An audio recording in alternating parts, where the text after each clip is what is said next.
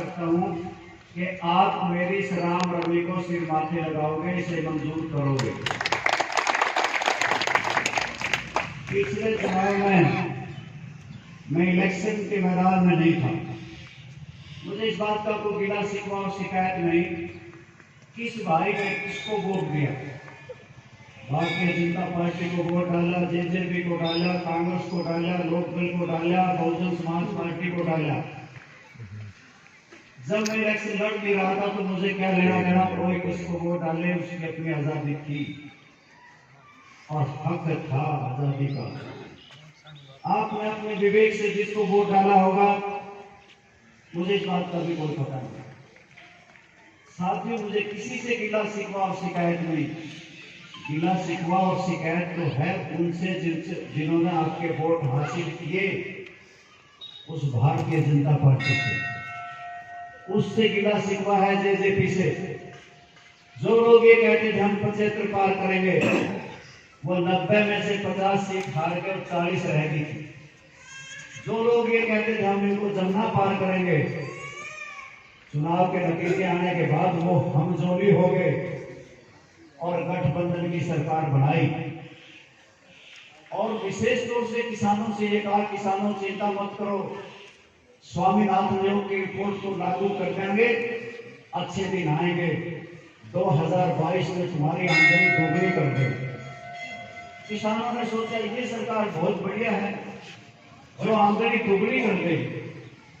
जिस प्रकार से जीएसटी लगा था कि खाद पे 5%, जो भी हम खेती के औजार हैं उन पे 18% और ट्रैक्टर के जितने भी औजार पुर्जे हैं उन पे 18%। और जब इस तरह का टैक्स लगा तो खाद के, बीज के, कीटनाशक दवाओं के, खरपतवार नाशक दवाओं के सबके दाम बढ़ गए, महंगी हो गई। और इसी प्रकार से रोड़ी के, बजरी के, सीमेंट के, सरिया के, लोहे के दाम बढ़ने लगे। पेट्रोल के, डीजल के, रसोई गैस निरंतर महंगी होती चली गई। खर्चा बढ़ता चला गया और आमदनी घटती चली गई। जिस प्रकार से न्यूनतम समर्थन मूल्य, जिसको हम एमएसपी कहते हैं, वो मिला नहीं। 200 रुपये क्विंटल की चप्पत लगी, जिससे किसान कर्जई हो गया, मजदूर कर्जई हो गया, आत्महत्याएं करने लगे। और जब आत्महत्याएं कर रहा था, अडानी और अंबानी के इशारे पे इस प्रकार के कानून थोप दिए कि जिससे इस देश का किसान तिलमिला उठा। ऐसे कानून बनाए कि मंडियां खत्म हो जाएंगी और कोई भी व्यापारी कितना ही स्टॉक कर ले उस पर कोई रोक टोक नहीं होगी। ऐसा कानून बना दिया कि किसान कर्जई होकर जमीन बेच देंगे और अडानी अंबानी के हाथ में सारी जमीन आ जाएगी। यानी इस जमीन के मालिक बड़े बड़े पूंजीपति बन बैठेंगे। तो किसान ने आंदोलन शुरू कर दिया। देश और प्रदेश के टोल प्लाजाओं पे बच्चे, बूढ़े और जवान बैठ गए। दिल्ली के चारों तरफ किसानों ने रास्ते रोक लिए। 380 दिन हो गए। 380 दिन में भारतीय जनता पार्टी और जेजेपी के लोग कहने लगे ये किसान नहीं है, ये तो आंदोलनजीवी हैं। ये किसान नहीं, ये हलवा मांडा खाने वाले हैं। ये तो आंदोलनकारी नहीं है, ना ये किसान हैं। ये तो विदेशों से धन आ रहा उसको खा रहे।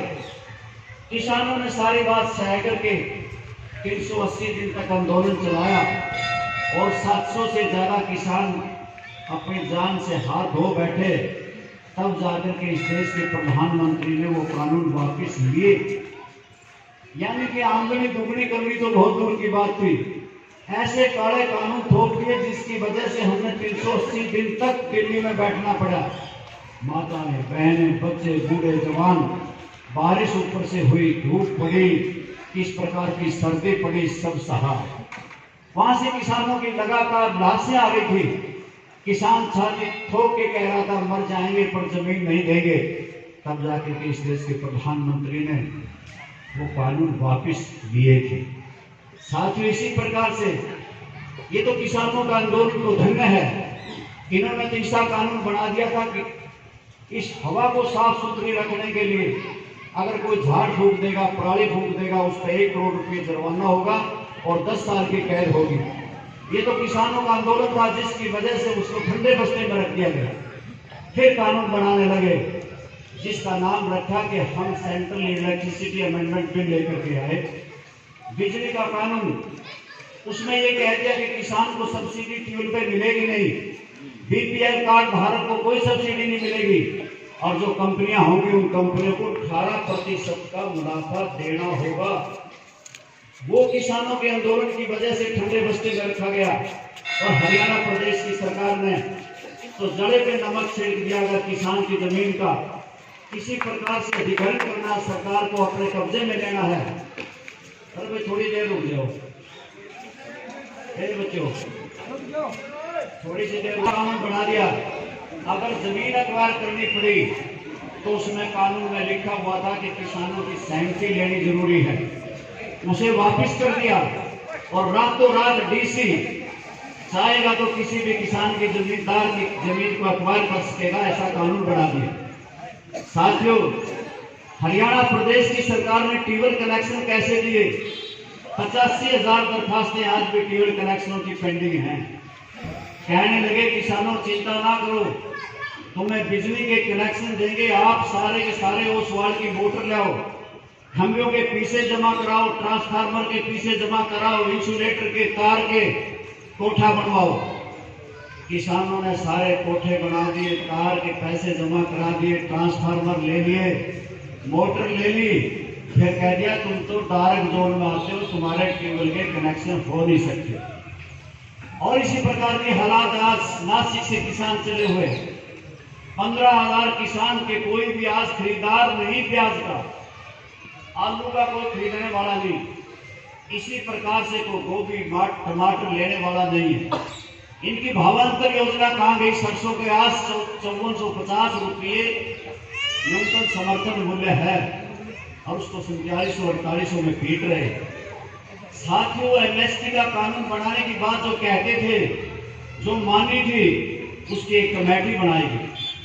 उस कमेटी के अंदर जो किसान आंदोलन कर रहे थे उनको ले लिया। अपने जो चेते लोग थे, जो लोग उनके खास थे, उनको उस कमेटी में ले लिया। आज तक उसकी रिपोर्ट ना आई, ना कोई कानून बना, और किसानों के वो मुकदमे ना वापिस हुए, ना किसानों को कोई मुआवजा मिला। मैं विशेष तौर से किसानों की बात इसलिए कर रहा था, ये प्रदेश और ये देश किसानों का है। जब कोरोना काल था तो किसानों ने ही इस देश की अर्थव्यवस्था को संभाला था। साथियों, अब हरियाणा प्रदेश की हालत है आपके सामने। हरियाणा प्रदेश में 2,86,000 करोड़ रुपया सरकार के सिर पे चढ़ गया। कर्जे तो ले लिए जाते हैं, पर कहीं पे अगर स्कूल बनते हैं, कॉलेज बनते हैं, धर्मशालाएं बनती हैं, फिर तो अच्छी बात है, विकास होता है, सड़कें बनती हैं, परंतु यहाँ कर्जे